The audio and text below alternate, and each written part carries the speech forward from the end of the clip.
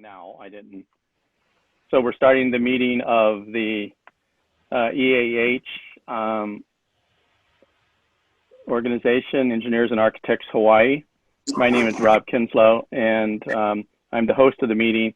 I'm going to hand this off in a little bit to Howard, who's then going to hand it off to our presenter. But I just, a little bit about myself. I was first a farmer, and then I became an aerospace engineer, and then a filmmaker, and then I got into construction management, and now today I'm in sustainable business leadership. So, you know, my kind of core tagline is to lift others and in the process, you know, benefit society. So that's me. That's a little bit about me. And I want to now hand it off to Howard. Yep. And this is my last stint as Honorable El Presidente. I don't know if I can handle the pressure, but I will try. Do we have any new business? Are we going to do, Sam, an official introduction of new officers at some point? You can do that if you want. Howard, you've got the list, right? No, I don't have the list. Okay, I can go through it, but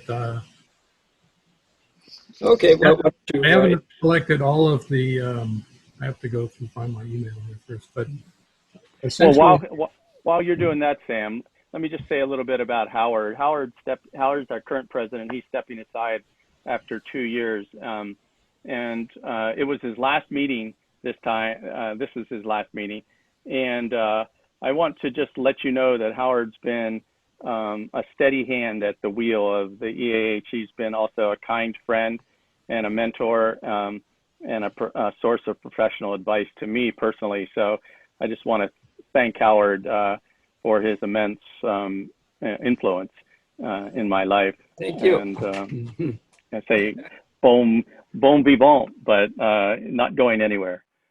Let's see if we can do a simultaneous round of applause where this is a practice on the technical side. You want to say thank you, Howard? Thank you, Howard. Thank you. We're trying to see if we're all unmuted. Does all our applause occur at the same time? I don't see anybody else in the participant list. Cannot be done. All right. That was you can also click on reactions and put a little thumbs up there for you. Oh my goodness. I didn't know we had that feature. I want to thank the Howard thumbs up because shows up. Howard took us like just so much humus and molded us into what we are today. Thank you, Howard. Is that humor or humus? I see it under my dog every once in a while. Okay. Thank you. Been a Sam, you ready yet? Enormous pressure. But do we have any new business? Do we have any old business? How about I know we have some monkey business in the form of Mr. Mack.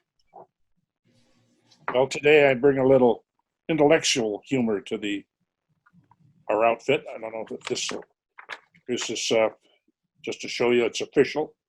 It's in there somewhere is a picture of Albert Einstein and Charlie Chaplin in a black tie affair. Albert has just said to Charlie, "What I admire most about your art is its universality. You do not say a word, and yet the world understands you." And Charlie responded, "It's true, but your fame is even greater. The whole world admires you, and nobody understands you." Well, I guess that's a nice segue into our presentation today, because you and we hope we understand you during the time, because I know you're involved in some high-tech shenanigans. So we're looking forward to hearing from you. Let me give an introduction to you, and because he's going to go directly in his talk, but I think we deserve to know a few background pieces. One, I met Ewan when he was still in high school. He and his sister were doing a concert. It turns out he's a very accomplished pianist and violinist. And in fact, when he graduated in his senior year at Punahou, he was the concert master for the Punahou Orchestra. Ewan also was very helpful in establishing with me an outreach to the state for an inventive engineers poster contest. And we were able to solicit teacher submissions from many of the schools in the state. He is looking to be, I believe, in the aerospace field. He went to 4 years undergraduate at MIT, and he's currently in a master's program. And his current interest as a researcher is in the and being part of the Subterranean Challenge by DARPA. Quick note on DARPA, it's the Defense Advanced Research Project Agency. It got into this mode of doing contests in the early part of the 2000s when Congress mandated that the agencies speed up their way of bringing innovation into reality. And DARPA was thought to have been doing that as the most efficient way, but it still had a contractual lag time. And Congress demanded that agencies like NASA and DARPA think outside the box, think beyond what they could even think about, and offer it as a challenge. I got personally involved in the first grand challenge that DARPA had, where they put $1 million reward if someone could have an autonomous vehicle go hundreds of miles. And that actually was a catalyst for what we're seeing today with all the remote autonomous vehicles that are in the industry. A lot of effort, design ideas, mistakes, how that all came to pass. And even some of the technical elements that Ewan is using were first used to make successful transit of that vehicle. So now I would like to let Ewan bring you into the world of the Subterranean Challenge. Thank you, Phil. Yeah, and let me start by sharing my screen to show my presentation. Can all of you see my screen and hear my voice? Yep. Okay. Coming through. Yep. All right. So yeah, thank you, Phil, for the introduction, and nice to meet all of you. And yeah, as Phil said, graduated from Punahou and went to MIT, majored in aerospace engineering. But towards like my third or fourth year, started to get more interested in the field of robotics. So I stayed, and now I'm still at MIT, and I'm staying there to do more research on robotics. And mostly my field is multi-robot SLAM. So SLAM is an algorithm for simultaneously localizing and mapping an environment without the help of GPS in most cases. And I'm mostly involved with the research of how someone would do it if you have multiple robots in the same environment, and how you can share the map and information from different robots. And I've also been interested in robust post-graph optimization. So post-graph optimization is a way to solve this problem of simultaneously localizing and mapping. And robust is just to make sure that in a real-world setting, we can discard as many errors as possible.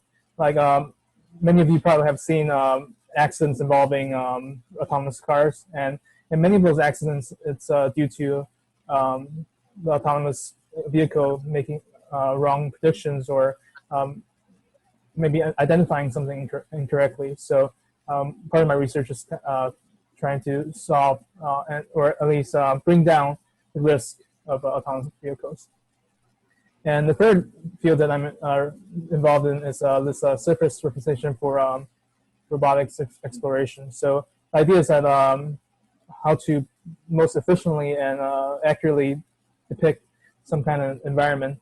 So you can see this being used in fields of like surveying or architecture or like just for first responders to like maybe map out an environment before the humans actually have to go in and reduce risk for humans.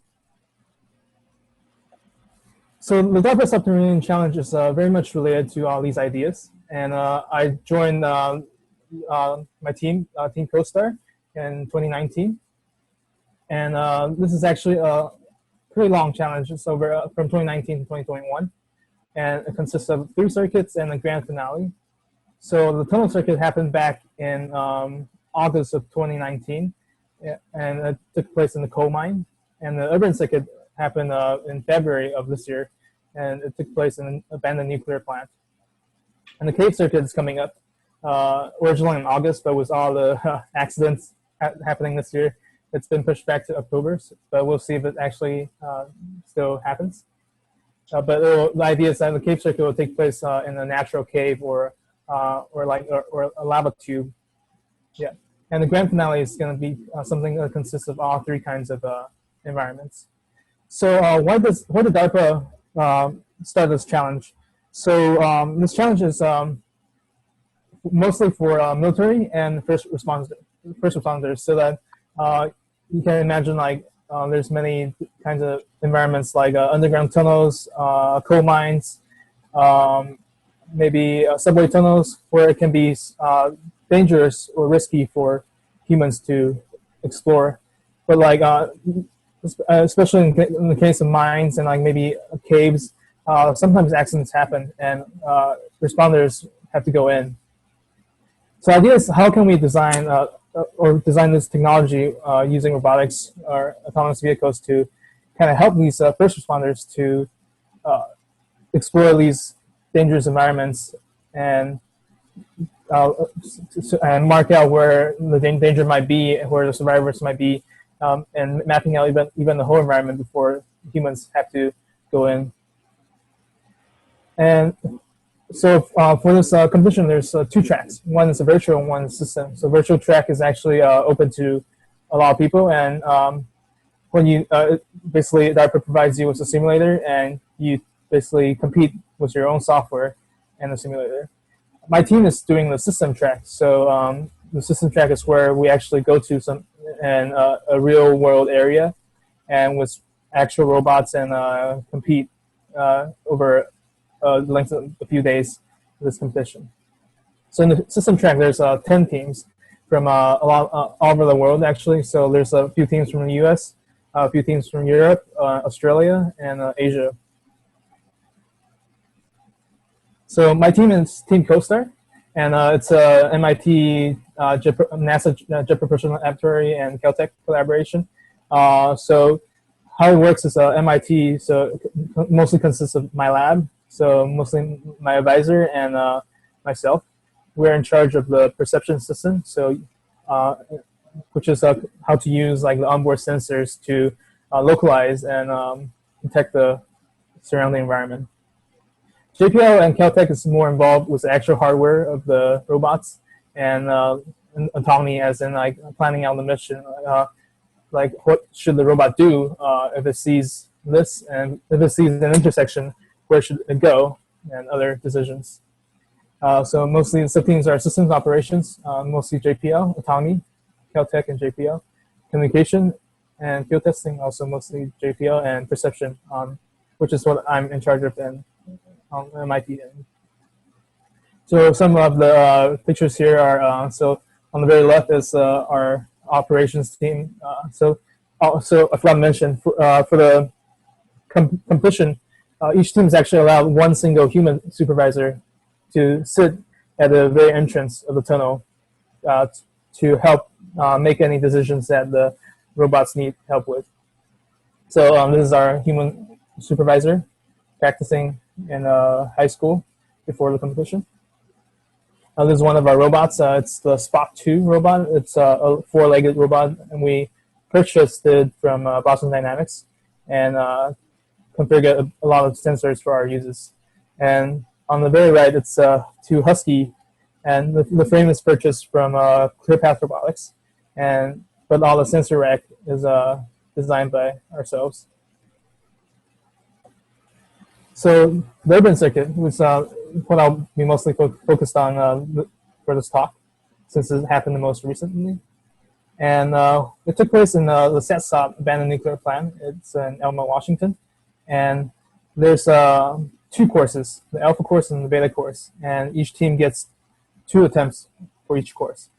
And some descriptions of the course. The course has 3 levels, and the total traversable length is over 300 meters. I said over 300 meters because none of the teams really traverse the whole course. And for us, we traverse up to 300 meters. So yeah, definitely more than 300 meters. So what is the competition and how do you score? So distributed throughout the course in this nuclear power point. In this nuclear power plant, there's a lot of artifacts. So there's a backpack, cell phone, vent, CO2 emission source, and human dummy. And you're allowed different ways of detecting them, but you can only score if you correctly detect the object, and locate the object within a 5-meter radius. And identifying is you can do it through various different ways. So there's the backpack. You probably want to detect it with like a RGB image camera. Cell phone is very hard to see, so you probably need some kind of audio detection or Wi-Fi signal. Vent, you can also detect it visually, but it's also heated, so you can see it through thermal imaging.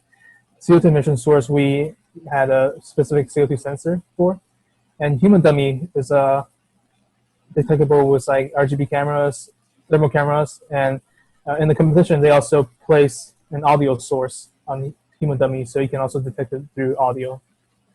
So this provides a very interesting mission, because not only do you have to correctly identify and detect the object, you also have to locate it. And remember that in these environments, the GPS is not available, so you have to localize your robot correctly with onboard sensors, and then correctly find a relative measurement between robot and whatever object you're identifying, and send the correct precise location to the mission computer. So this is the final result for the competition, and we came in first this time. But there's still a lot of work to do, as you guys can see, because each course includes 20 artifacts, and for each of our runs, even our highest run was 9. We didn't detect more than 50% of the artifacts. And it's not shown in this graph, but no team really explored more than 70% of the course, according to the competition organizers. So why is this challenging? One is a very fundamental problem. It's traversability. I'm just going to start playing this video. This is actually not from the urban. This is from the tunnel circuit, which took place in the coal mine in Pittsburgh. But you can see this 4-legged robots going, and this is a very nice, it's not too difficult terrain at first glance. But you can already see some slippage here.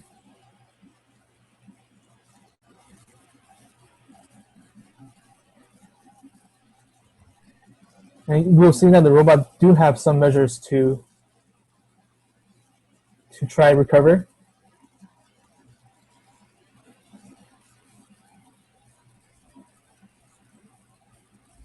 But sometimes it's not enough. Yeah, so traversability is one huge challenge for this competition, because there's a lot of damp areas, some pretty big water puddles, muddy terrain, stairs, some traps that's just hard to maneuver over. This is us during the urban competition. Pretty exciting moment for us, because our robot successfully went down the stairs.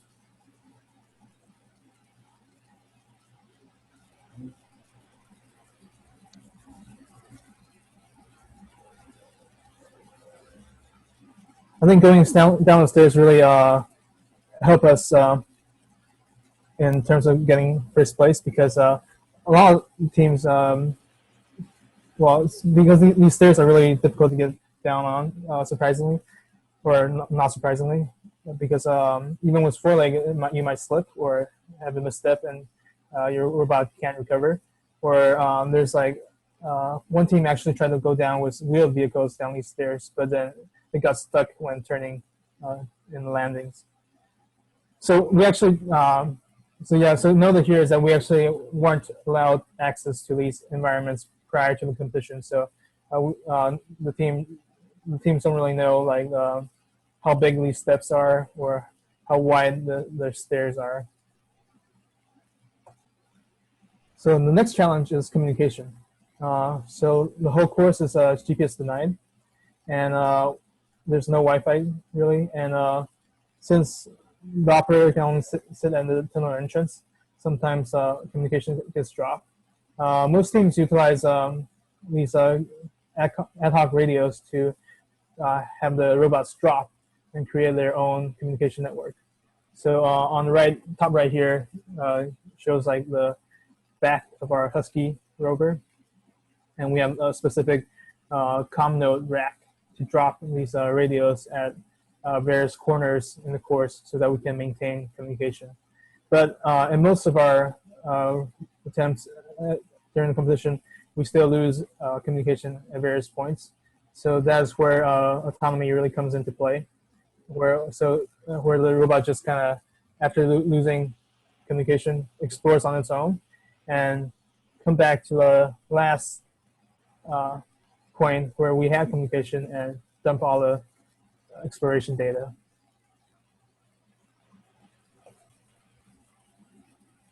Next challenge is artifact detection, which I briefly mentioned.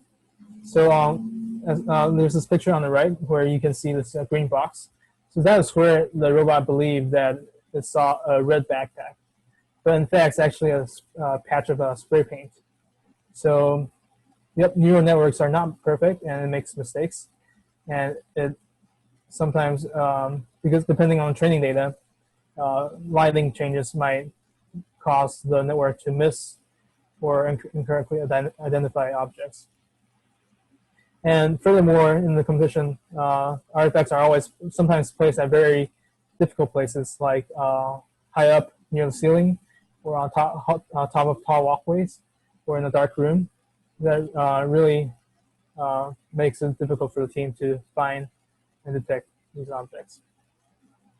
And the last point is that using onboard sensors to localize a map is not really a trivial problem. And if your map is off, then your artifact locations will be off too. Just a brief video of the competition walkthrough, so that so this is a beta course during Urban Circuit.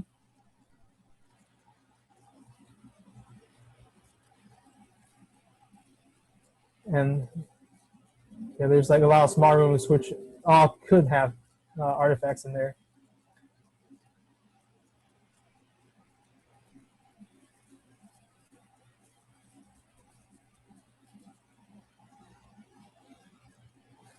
Backpack.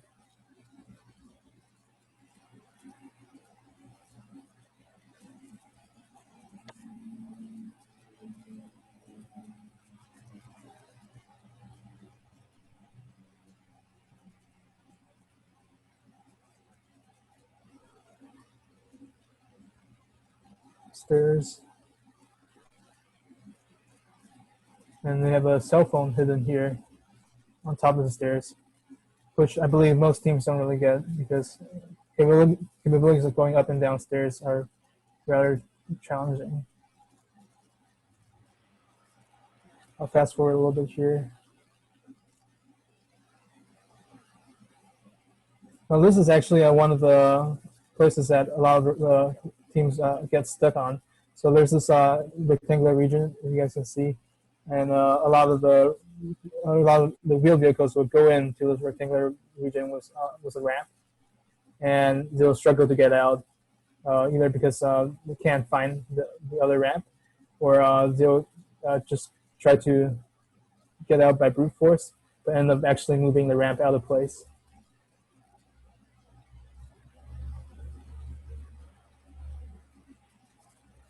Human dummy.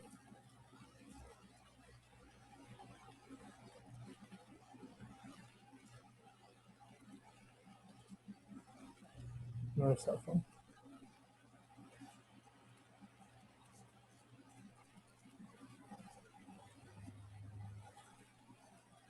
Yeah, as we're watching and looking at, there's like backpack all the way up there.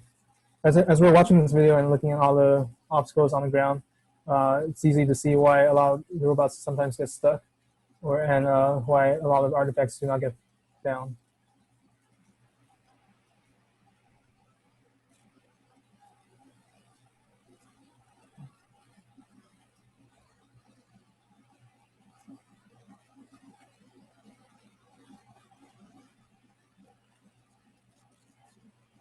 And there's also a lot of interesting designs in the course, such as this fence-off hole in the ground on the right, which is actually one team actually used this system where a ground rover carries a quadcopter, and the quadcopter managed to fly to take off from the ground rover and fly it down into this this hole to get to the lower level and explore, which is a pretty interesting design.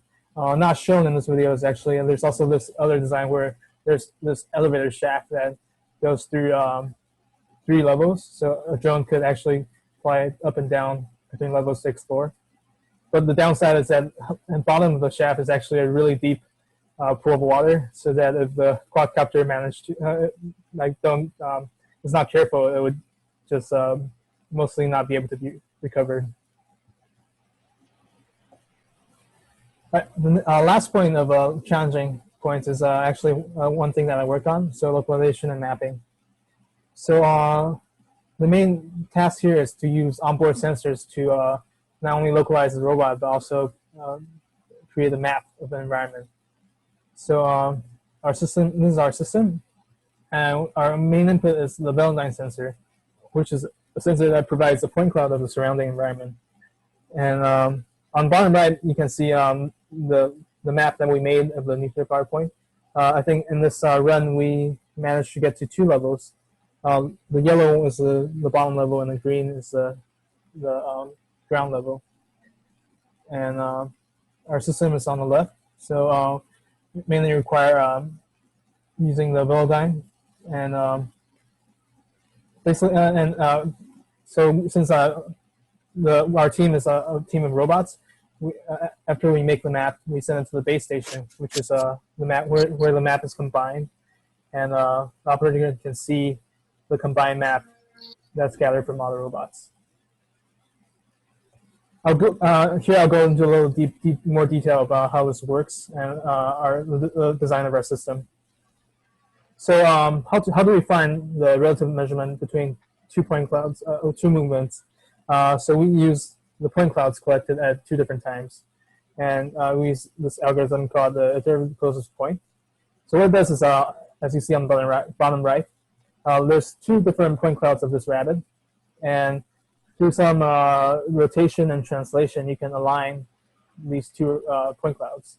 So basically, our algorithm is pretty much very similar. It's so you take the point cloud from time t and compare it to the point cloud at t plus 1, and depending on how these 2 point clouds align, you can find the robot movement between these 2 times.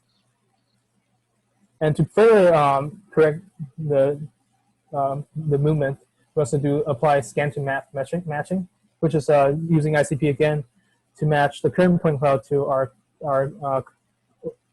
map, and then realigning the pose. Another thing that we have to do is loop closures, because as we do this scan computation over time, small errors kind of get accumulated to become very large, as you can see on the right. So we have to do something where we can recognize places that we have been before and reconcile 2 locations.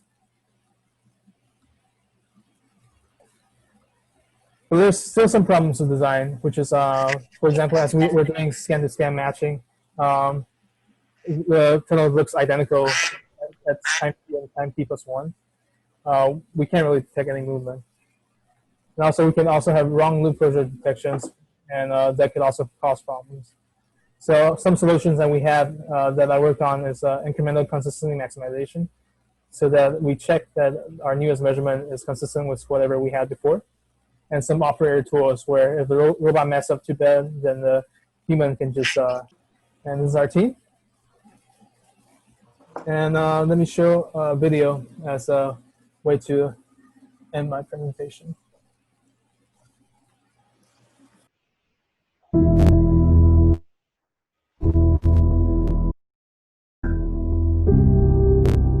We worked super hard. We were thinking, there will be some incremental, some nice additions. I think we changed so much. So just enjoy it and relax, and we are gonna have a week full of fun. 1, 2, 3, go!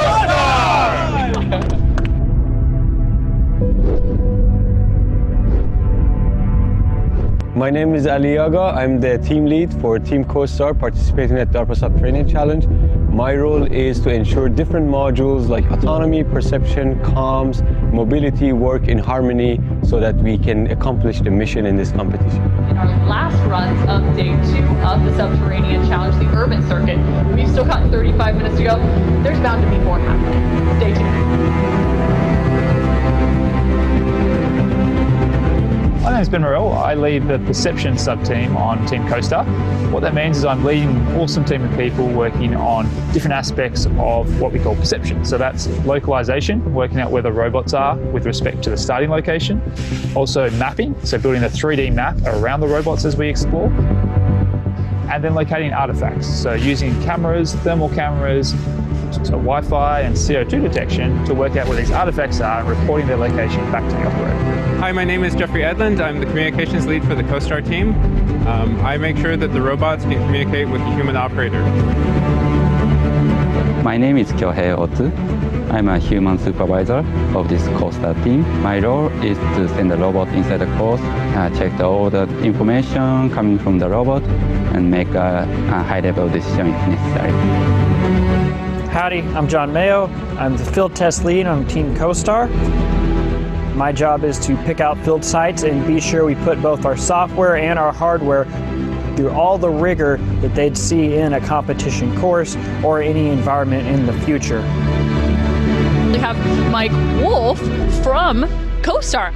Most of us are from NASA, so we don't want to change any code. Go with the problems you already know. Okay. Keep those in mind as you do your operations. So I think it's mostly we're going to keep things the same. I thought we covered a good amount of ground. All right, well, you ended up with 5 points. You guys are sitting nice and pretty at the top of that leaderboard. So thanks for your time. I appreciate it, Mike. But I talked about the leaderboard, so let's take a minute to look at where we are.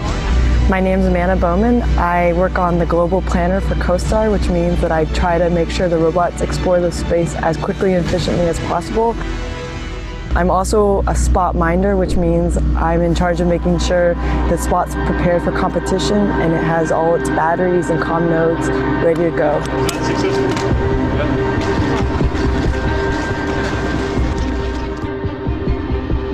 Husky for Explorer on SB1. Best run overall in and to announce our first place winners of the DARPA Subterranean Challenge Systems Competition for the Urban Circuit goes to Team CoStar.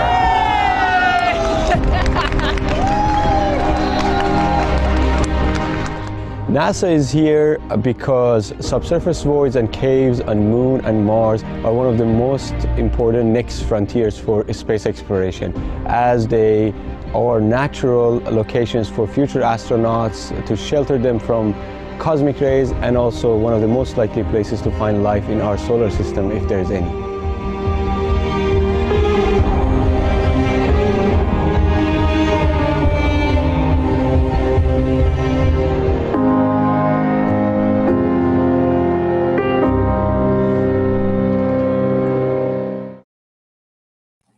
All right. So if anybody has any questions, yeah, I'll be happy to. Let me go back to the slide view. Yep. Any questions? Was that original tunnel, was that a real tunnel? The one that went forever? Black and white? Black and white. Is that in the video or? Was it real? It went forever. Right? Which one? The very start of the show. Oh, like you had it going down this one? It was real. Yeah, like that went it forever and ever, right? No, it's actually the urban course that we competed in. It's it goes in probably around 300 meters deep. Yeah, that's abandoned nuclear plant. So really cool actually. Some of us get to go on like a tour of this. I also did, and it's very very interesting to see the insides of the nuclear plant. Yeah. Weird. Ewan? Yeah. In this video that we're looking at right now, going through the cave, who makes that video? Is it a human being walking through with a camera, or is this all digitalized graphics? I believe this video is made with they have this sensor mount where they have a RGB camera and also a Velodyne, and they basically overlaid the point cloud with like the RGB information to make this video to kind of simulate what the robot would see. Yeah.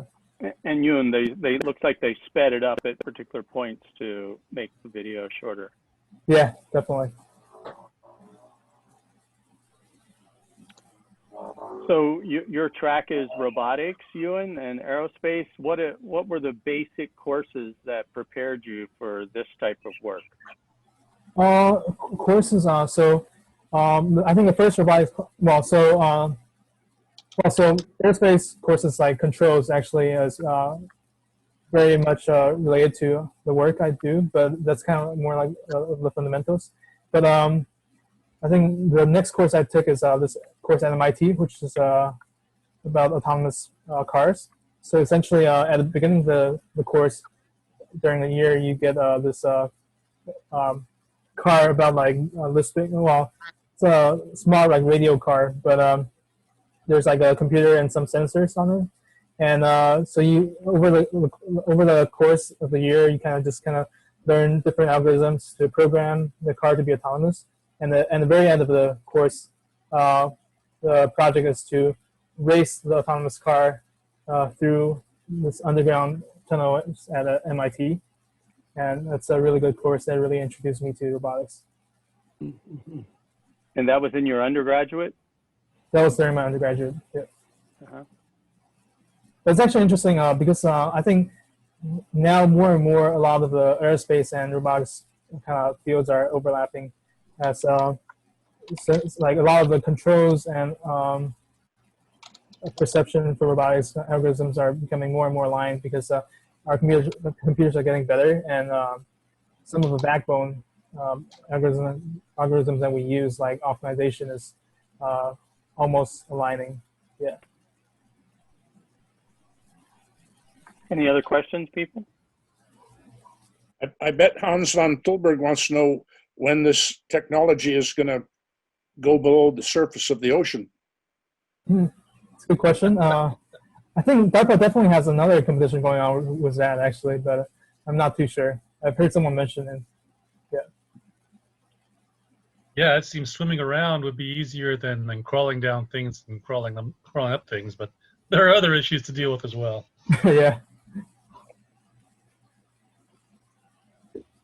In that regard, there is a similar to FIRST Robotics, there's a whole campaign to doing underwater research. One of the challenges there was to simulate if you were looking for the new island that's off the big island growing. That would be an opportunity. Yeah, I think I've seen like that competition, and also this other competition that I forgot which agency is doing, where it's not really underwater in this case, but it's like ocean, but also autonomy, where they give like each team basically a boat that's almost like pretty much just like emptied, and each team gets to put whatever sensors they want on these boats, and there's a competition centered around that I've heard of too. Sounds pretty interesting also. Yeah. So how many aerospace engineers do we have in the engineers and architects of Hawaii? Well, we have at least one sanitary engineer. That's pretty similar. Yeah. Leading question. You need to join the engineers and architects, and then there'll be two of us. I can't. Can I just say that I came into this broadcast late and I missed the early footage, which I'm dying to see. Is it possible that I could see this independently of this broadcast? I think Rob might be recording this, right? So. Yeah, Mike, it's recorded, so you'll get to see it afterwards. Oh, fabulous, fabulous. It looks terrific. Right up my alley. Any other questions, folks? So, Ewan, how is this virus thing affecting you? Are you back in Hawaii for the summer, or yeah, I've been back since put together? Yeah, so MIT kind of tried clear out anybody who can leave way back in March. So I got back here like I think end of March, and the plan is to go back late August, but I guess we'll see. Are you an island boy? So I moved to Hawaii for middle school. What school did I bet you went to Iolani? No, I went to Kaimuki in middle school first, and then I went to Punahou. Yay, Kaimuki! and you and wow, so you're doing a master's in aerospace? Well, my master's is in the aerospace department, but my thesis is more on the robotics field. Okay. At the first opportunity, can we come back and have you and us in the same room together? There's a great room we could do social distancing in, the Innovation Center in Kakako. We could get the number of E&As out there and put this on the big screen. I would go head over my heels to see this on a big screen. Do you know the building I'm talking about? Actually, not too familiar. It's an innovation center. Oh, really? Yeah, Okay. it's an innovation center. It's got a screen. It's got a screen that's 60 foot high and, well, not quite 60 foot. Maybe it's 60 foot wide and 30 foot high. It's a big screen, and this presentation would be fabulous for that. And for that particular audience in Honolulu, they'd go head over heels if the ENA could set up a public event there with proper social distancing. Rob, could we do that? Not up to me, but I'm sure we can do that, yes. Good, let's do it. Looks like fabulous stuff. Yeah, that's a good one for you, Mac. That would be fabulous. It's only 2 spaces, but it's free. Do you actually have robotics that go underwater and you take footage with it and things like that? Do you have that with you as a capability on island, or is that just something that you deal in the lab with? Well, for me, so I myself don't really work on it, but we're like the organization that I'm part of. They actually they did an experiment out like near the oceans of Hawaii at some point, but what they're trying to do is they have this underwater submarine that's pretty small actually, but they're just trying to like put it on autonomous missions and see if it can map the bottom of the ocean. Yeah, but that's not really something I'm involved in. So. Yeah, I'm particularly interested in what we know about what's happening in the near shore of Hawaii. Particularly Honolulu Harbor. Nobody's allowed to go into the harbor, and nobody knows what it looks like. But I'll tell you, I went down there and I fed the fish down there half a chicken, and they loved it. And I had a lure that must have been about 3 feet big. There must have been a tuna in there. There was, I mean, go down to that little area there. I've often thought the only way to make money is to feed the fish. So why can't I get a fish feeding, coin-operated thing here so I can get people to feed the fish? Except that, you'd really screw up the ecology. But every so often go down there, they like monopua, they don't like green onions, and they don't like rice. It's really weird. It's like old chewing gum. But if you're an old island boy and you haven't ever done this, take a date down there and take down some bread or whatever it is, and just call up the fish. Just tell them that you're a fish whisperer or something. But I'd love it. You're right about that. I don't know that if there are AUVs on island or not, the autonomous underwater vehicles, but of course they're more and more popular these days. They're used to characterize, the deep ocean bottom quite a bit. They're programmable. The limiting criteria seems to be the battery power. Folks are really interested in retrieving them after they're done. They don't want to lose an expensive piece of equipment. But I know that the programming is moving from just the AUVs going down and doing a survey back and forth like mowing the lawn to, target identification, where if they found something like a shipwreck or an unexploded ordnance, they would switch modes from survey mode to, target mode, and it would change their pattern, and then they would do an individual assessment and then go back to the survey mode following that, because they're not in communication with the surface, right? They dive and then they're autonomous. Right. Wow. So we just do everything on its own, and then when it gets back to whatever ship it was released from, right, it comes to the surface and calls for pickup, and hopefully they pick it up. And a lot of private entrepreneurs, like Paul Allen's outfit has one. Other people have them now. They deploy them off ships, these AUVs, in the deep ocean environment. And I know that people do surveys of Pearl Harbor and Honolulu Harbor as well, but my experience is it's typically contracted to, a company, and then the results are proprietary. They did a big survey of Pearl Harbor, so there's got to be surveys of harbors where we need to know the depth of the channels and the condition, but it's not generally publicly accessible. Maybe that's what we run into. So is that the communication problem basically due to the water? And I was also related to in caves, in that I know that radio waves don't go through Earth very well. I assume they don't go through the water that well as either. What kind of radio waves did you use on these vehicles? Honestly, that I'm not too sure. I know that this is what we create, kind of like a Wi-Fi mesh network, but the specifics I'm not too clear on, because that's really not my field. So didn't really get to dig in. So there's a Wi-Fi network then? Huh? Yeah. There's a Wi-Fi network in your place where you're doing your models then? Yeah, it's a Wi-Fi network, yeah.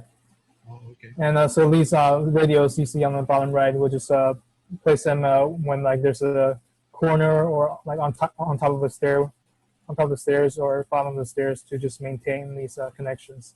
Yeah. And we're nearing the end of our 1 hour allotted time. Yoon, we're very famous for sticking to the 1 hour drop dead time, and that's one reason we have survived for 118 years. And I want to thank you so much. For one thing, this gives us all, I think, faith in humanity, that there is some real honest to goodness brain power out there. I think each of us really would envy. If you could just stick your brain into our head, God, we could all get ahead so rapidly, especially given what else we know these days. So thank you so much, Yoon. This was hugely enjoyable, and you've set a great precedent for us meeting online. Thank you. That was an honor. Program chair for next month. What's that, Howard? Who is our program chair for next month? It's I think it's the board. Mm-hmm. You have to We're going to be working on that. Okay. Good to see Hans. See, he's in his sound studio with records his ukulele music. I see the ukuleles back there. I didn't know you had a sound studio. That's cool, Hans. Maybe that's you should. a full-sized acoustic guitar. It's just the camera lens.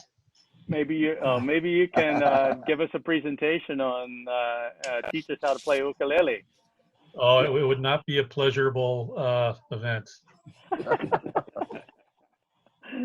So it sounds like we don't have a person for next time, so we'll just wing it until we do, right?